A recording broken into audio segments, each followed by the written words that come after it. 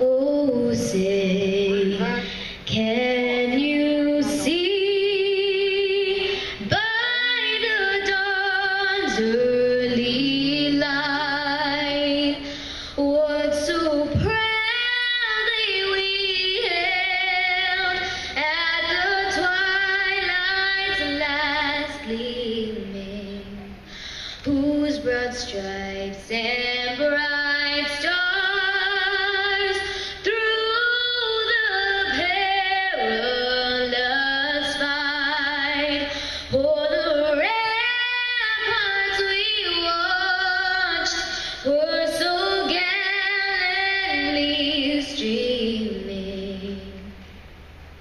And the rockets rattling, the bombs bursting in air, gave proof through the night that our flag was still there.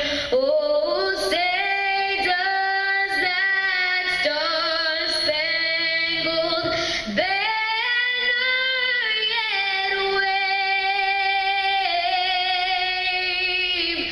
o'er the land of the free and the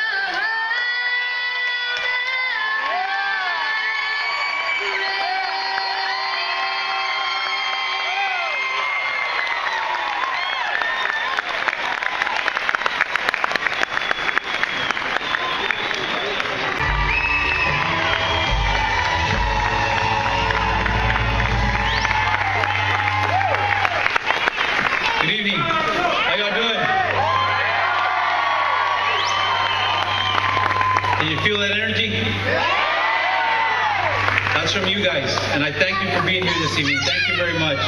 Thank you on behalf of my family, my friends, my supporters. Thank you. Thank you for being here this evening.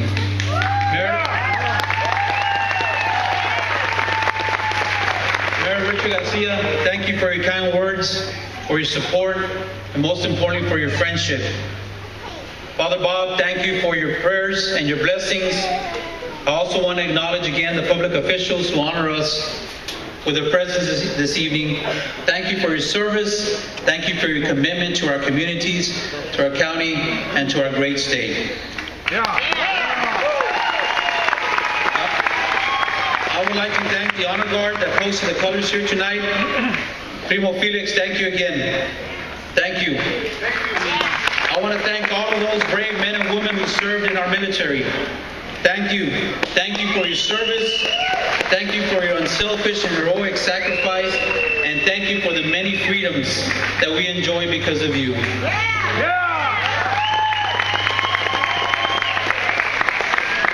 And Genesis, what can we say about Genesis?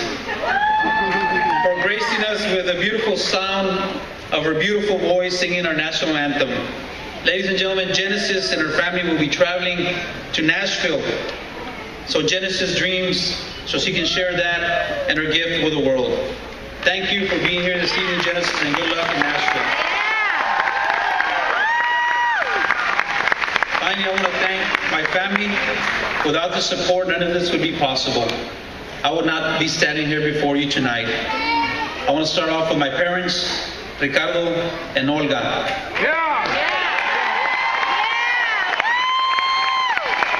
They gave me life, taught me the values of hard work and determination, of striving for more and remaining true to yourself and proud of where you come from. I am grateful for the experience of growing up in the fields throughout Texas and across the country. There's a famous quote that says, "From humble beginnings come great things." And I thank my parents for the humility and dignity they instilled in me at an early age.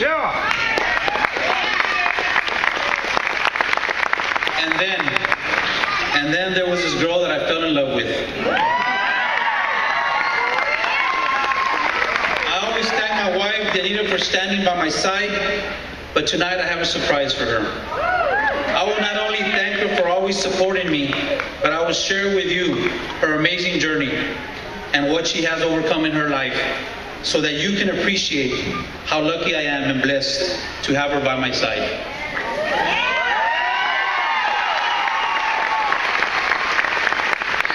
Danita was born in a small town in Mexico called La Pesca, Tamaulipas. Her mother eventually came over to the United States and settled in Edinburgh. Thank you for that, Suegra. Danita and her siblings were raised by a single parent. 7 siblings. She became a legal resident and took advantage of the opportunities that this country offered. She and I share the same values of hard work and determination. She started working at the young age of 16. I think she worked at every grocery store in town throughout her education.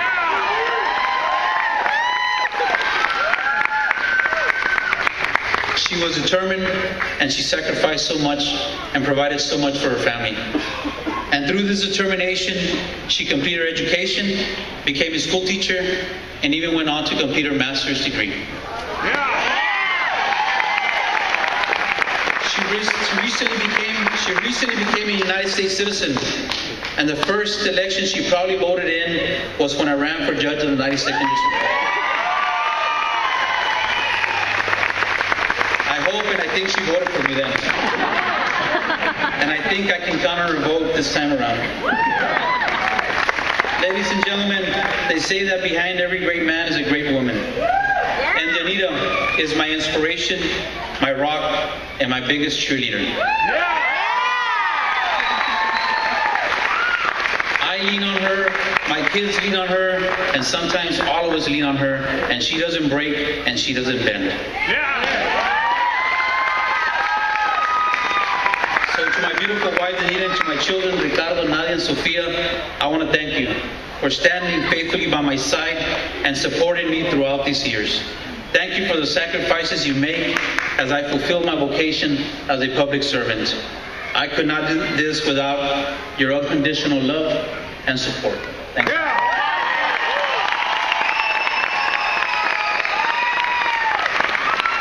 And finally, to my large and loving extended family, I want to thank you for your tremendous dedication and selfless efforts and support of my endeavors. Thank you.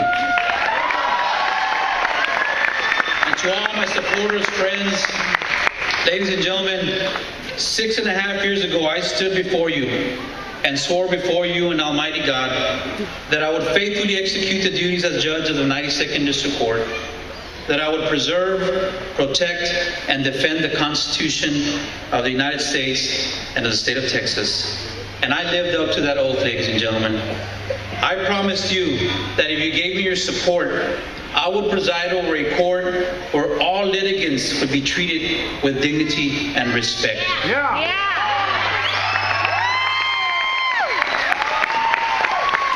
I promised that the 92nd District Court would be a court where all litigants would be treated equal, regardless of their financial status, their status in life, or their political or religious beliefs.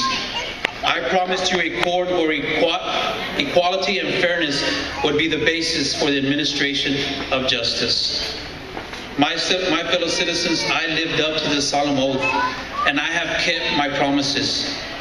For me, this came naturally, for these are the values which were instilled in me by my family, the values by which I have lived my personal and my professional life, and the values which have guided me throughout my tenure of public service.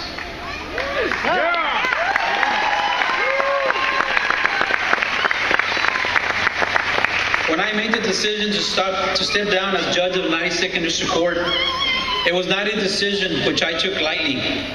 I was told by many that I was politically secure and the judicial post I enjoyed so much, and that my continued tenure on the court was likely assured. But I saw the needs that were clearly evident. I heard stories from people who felt disillusioned and dissatisfied with the system. And I felt the pressing need for change and the new leadership in the District Attorney's Office.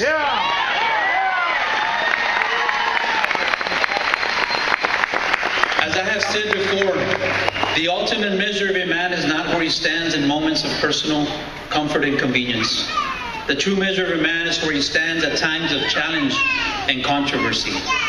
So I could not sit back and do nothing.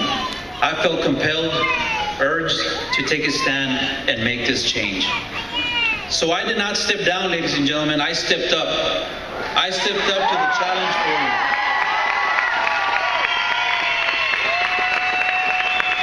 The challenge that is now before us.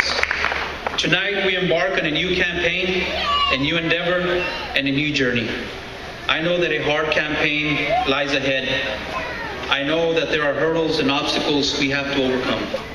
I know the burdens that we must bear, but I know the responsibility before us. And I'll tell you, ladies and gentlemen, tonight that I will not shrink from this responsibility.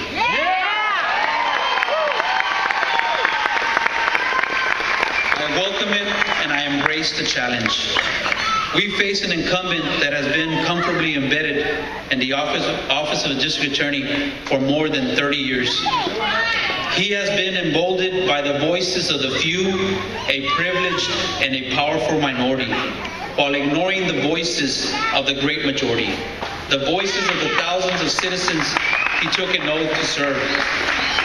After over 30 years, there must be a better way of doing things.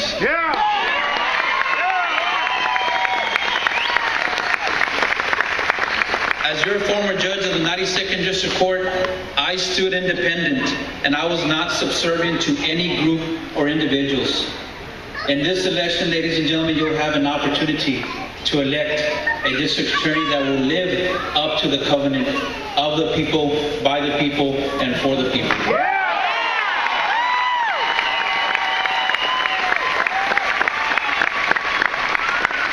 The district attorney has a responsibility to the people it serves and to the many victims it must protect. The district attorney must be about prosecution, but it cannot and should not be about persecution. All options for a fair and just process should be carefully examined and the proper course taken. While I served as a judge of the 92nd District Court, I instituted programs that kept non-violent offenders out of jail, reducing the enormous cost and burden on our taxpayers to house and feed them in our jails and prisons. Programs like these are proven effective, rehabilitating individuals to be productive and contributing members to our society, not locking them away for a period where no lessons are learned. In the administration of justice, we should not forget that compassion is not a sign of weakness. However, in the protection of society, we must also remember that while justice must at times be tempered with mercy, justice must likewise be swift, stern, and fair.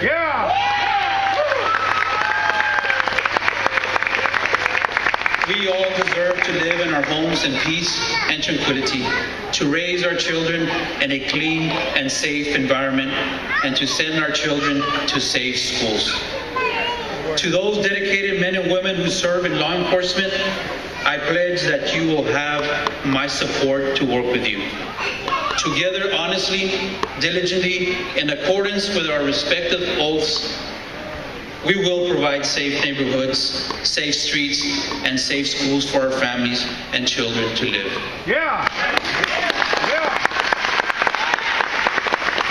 Furthermore, I pledge to all municipal, county, state, and federal officials, county board judges, district court judges, justice of the peace, constables, and so forth, that you have my full support. Anything that I can do in the interest of justice, I will.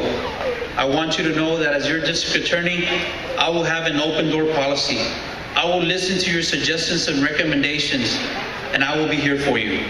Together, we will ensure that our county remains a great place for our families.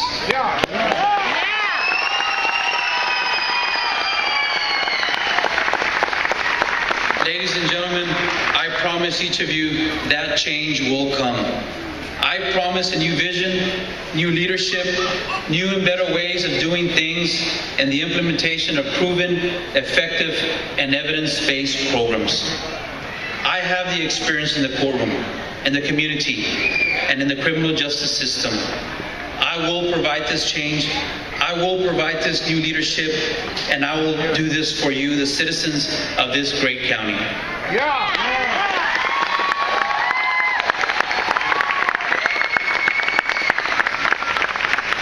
In your hands, more so than in mine, rests the outcome and fate of this journey. You are the ones who will decide the course that the office of District Attorney will take in the years to come. Will you bring change to the office of District Attorney in Hidalgo County? I say you are, and I say we can, together.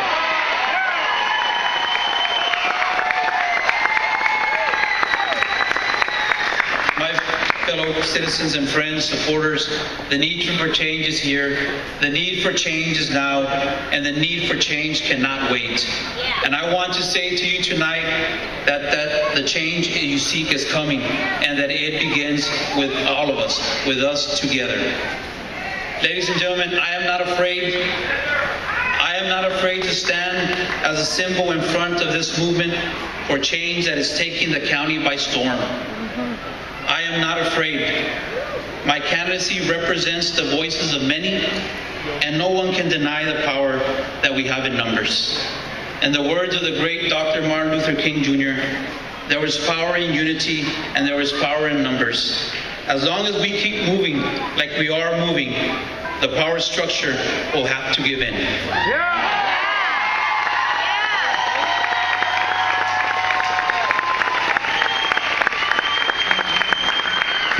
So I ask you tonight, I ask you to stand beside me.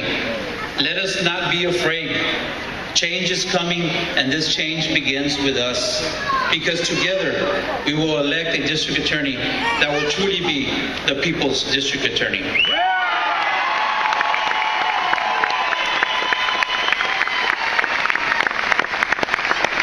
We are going to be walking the streets across this county. We are going to be knocking on your doors and asking for your support.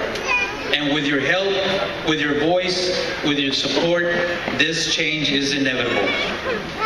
Ladies and gentlemen, this campaign is fueled by the energy, support, faith, and hope that everyone has placed in me. Ladies and gentlemen, I will not let you down. I will not slow down. I will not back down until we are victorious.